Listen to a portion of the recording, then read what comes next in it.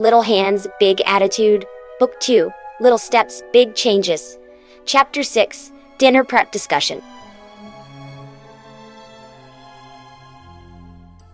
After speeding through his reading assignment in English class, Sonic spent the last few minutes before the bell making a list of all the places and things he'd have to show the newcomers once they had properly met the blue blur. It wasn't in any particular order, but he figured that they would probably start at the closest things to the clinic, and then branch out from there. He had to show them the ice cream shop, the baseball field, the town square where he totally should have a statue of himself placed. He saved Green Hills. Heck, he'd saved the world twice already, so why shouldn't he get his own statue? And then there were the other little things, like the proper way to eat a chili dog, how to coax extra time to stay up in the evenings. So much these two would have to catch up on. Were they hedgehogs like him? Were they close to his age or Tails? So many questions left unanswered, but they would be soon. He was so focused on the list as he walked out of class that he almost forgot to wait for Tails before heading home. Sonic, hold up! The younger fox's voice snapped the hedgehog out of his daze, and he stopped to allow the fox to catch up. Whoops! Sorry, Tails. My head was in the clouds. Yeah, I noticed. Tails chuckled, and then looked at the paper. What's that? I made a list of all the places I want to show the new guys when we meet them on Friday. I could use some help coming up with ideas, though. Guys? What makes you think they're not girls? Sonic paused for a moment. Okay, fair, I guess, but so far there's only been us guys showing up. Kai is a girl. Also fair, but most of town doesn't know that she's from our planet, so I'm not sure if she really counts. I'll have to tell her that next time she visits. Oh, don't you dare. The two walked a little bit more down the hall, and then out the doors of the school, and started their way down the street. Sonic, can I ask you a question? Sure thing, buddy. What's up? So, Mom said that we have to get a shot at the clinic on Friday. Is that with a nerve gun or something? Oh, no, Tails. Sonic waved his hands. No, we're not getting shot, we're getting shots. The difference being the number? Sonic rolled his eyes and then came to a full stop. Look, shots is just another way of saying injections. Mom wants to stab us with needles and inject us with stuff that she says will keep us from getting sick, but I'm not buying it. Tails gripped the straps of his bag a little tighter. Oh, I see. Are they big needles? Huge. And the thermometer she shoves up your butt are even bigger. He saw the fox's ears fold back and his tails curl up in between his legs. Oh, but don't worry, Tails, I'll protect you. Just do what I do and the whole thing will be a breeze. Tails seemed comforted a bit by his words. After all, his big brother was his hero. Why wouldn't he take him at his word? Natty hadn't been surprised when Allison had shown up a little late for work that morning. The young woman had just taken in two wayward teenagers that she had to figure out how to care for, on top of getting ready for work in the morning. When she arrived, she found that the biggest holdup had been her insistence on getting the two of them showered and clean. Fair enough. It hadn't been hard, apparently. Simply a matter of helping Silver since he was still weak. But as the two newcomers came in the back door, Natty could see that something more than just dirt and ash had been removed from them. Blaze was smiling a bit. Silver was trying to walk on his own, and insisting to Blaze that he was fine. They were acting more like kids today, and not just lost animals that happened to be able to talk, that had wandered into their clinic.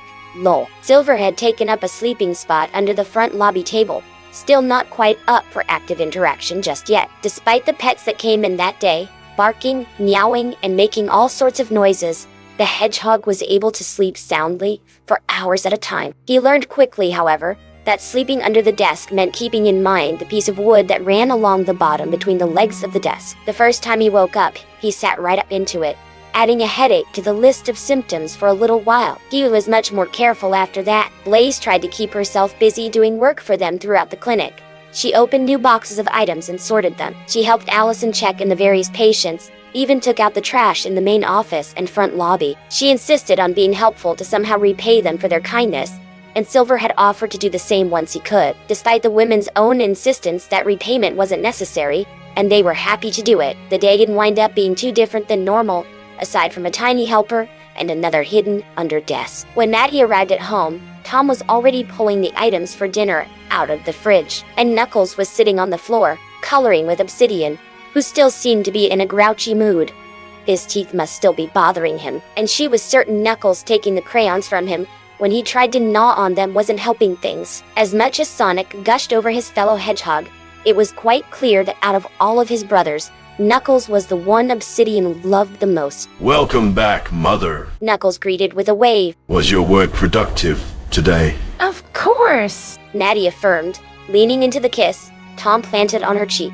It's nice to be home, though. She took the carrots from her husband and then pulled out a cutting board and got to work. It would take a little bit of time for the soup to be finished, so she needed to get started now. A few minutes passed, and the door opened again, revealing 2 more household members trudging in and dropping their bags at the door. How was school, boys? Fine. Sonic mumbled, plopping down at the kitchen table and resting his head on the wood. Long. And what about you, Tails? Tails was quiet for a moment. It was okay. Natty could feel he was upset by something, but she didn't want to rush him.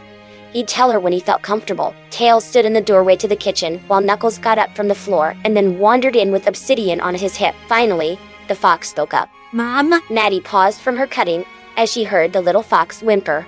What's the matter, sweetie? Tails held his tails in his hands, squeezing them tightly. Do we have to get shots on Friday? Well, yes, She placed the knife down and walked over to the fox, putting a hand on his cheek. but it'll be okay. It's just to make sure you won't get sick.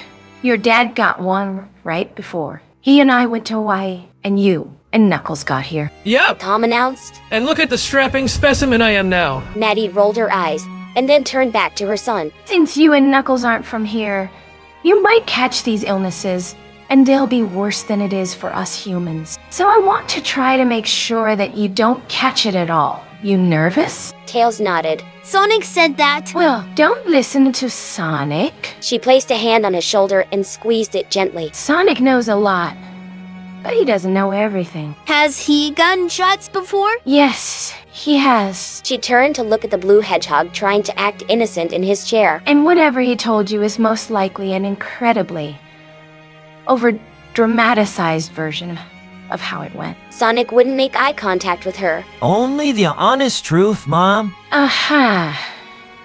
Sure. I am certain it will not be as bad as the hedgehog has told you. Knuckles affirmed. I do not believe that Mother would ever harm us intentionally. This will be my first experience as well. So if it will ease your worries, I will volunteer to go first, and then tell you how my experience went. Tails' ears perked up a bit. You would do that for me? Knuckles pounded his chest. Bravery comes from within, but possessing knowledge of what you are getting into can help bring that bravery to the surface. Tails smiled. Thanks, Knuckles. That helps me a lot. Wouldn't bravery be to go rushing in without any information? Sonic asked. No, that would be foolishness. Knuckles gave the hedgehog a smirk. Something you are quite good at demonstrating, Hedgehog. Oh yeah. Boys, stop. Natty stated firmly before Sonic could launch himself across the table at the echidna. Dinner will be done soon. And the last thing we need is a busted table. The hedgehog settled down with a pout, glaring a bit at the echidna. But it quickly changed when Knuckles spoke again. You should be made aware that Obsidian attempted to speak your name today, Hedgehog. He did what? Sonic zipped around to the little hedgehog. You did? You said my name, Obby? Say it again. Say Sonic. Come on, say Sonic. Obsidian just stared at him for several seconds, and then opened his mouth, sending drool plummeting from his mouth and onto the hedgehog's shoe. Gross, Obby. Why do you do that? He rushed over and grabbed a paper towel, wiping the goop from his shoe. What? Tom asked. He just dropped a glob of spit onto my shoe. Natty grinned. Babies are just like that sometimes. And because he's getting teeth, he's making a lot more spit than normal. I know, but he only does it to me.